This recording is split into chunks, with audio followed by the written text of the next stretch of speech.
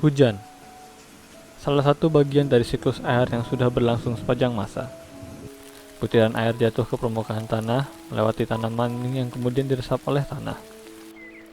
Air tersebut secara alami terfilter dan tersimpan sebagai air tanah, sumber utama air bersih. Air tanah ini mengalir ke laut di mana proses penguapan terjadi. Uap air bergerak ke atas menuju atmosfer membentuk gumpalan awan. Ketika udara semakin dingin di ketinggian, proses kondensasi terjadi.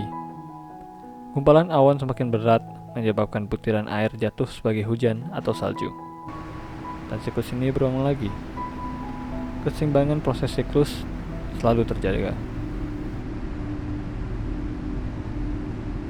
Badan Meteorologi, Klimatologi, dan Geofisika (BMKG) melaporkan potensi hujan lebat disertai angin kencang di beberapa provinsi di Indonesia. Hujan deras disertai angin kencang membuat sejumlah jalan protokol di Kota Bandung terendam banjir.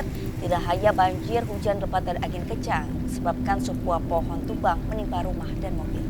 Hujan deras yang terjadi sejak Jumat sore hingga malam ini, saudara, mengakibatkan sebagian wilayah di Jakarta dan juga Tangerang terendam banjir.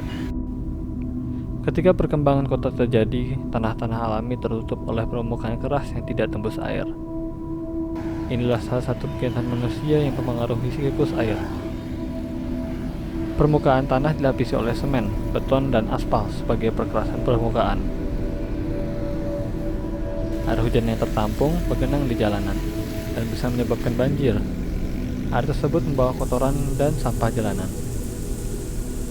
Genangan ini disebut limpasan dan harus segera dialirkan ke tempat lain melalui sistem drainase ke badan air terdekat, seperti sungai atau kolam retensi. Kotoran dan sampah yang terbawa akan mencemari badan air yang dituju. Tidak jarang saat hujan deras, sistem drainase menerima volume air yang besar, yang menyebabkan penyumbatan.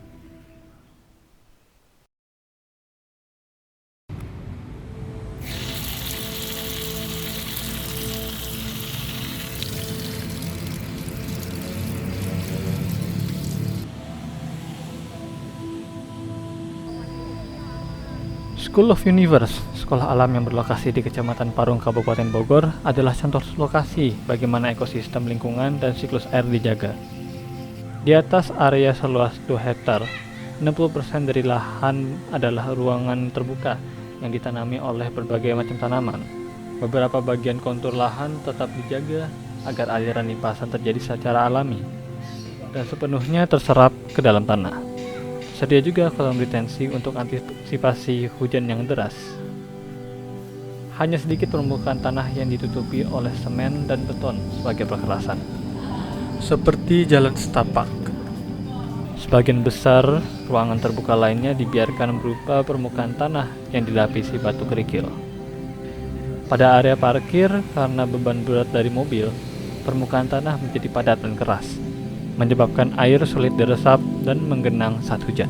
Lahan parkir ini kemudian dilapisi material yang tahan beban tapi tembus air. Material tersebut berupa semen berpori dari produk Porblock.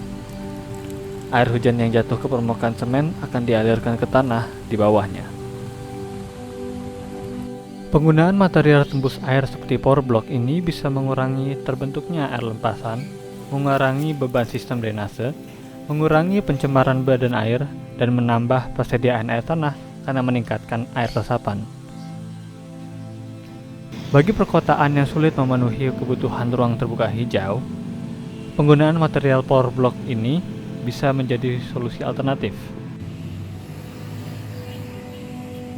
Agustus lalu, BMKG memperkirakan 50% wilayah Indonesia akan mengalami curah hujan di atas normal dari bulan September sampai dengan Oktober 2022. Pembangunan perkotaan di Indonesia harus memperhatikan konsep berkelanjutan dalam usaha menjaga prinsip memenuhi kebutuhan sekarang tanpa mengorbankan pemenuhan kebutuhan generasi masa depan.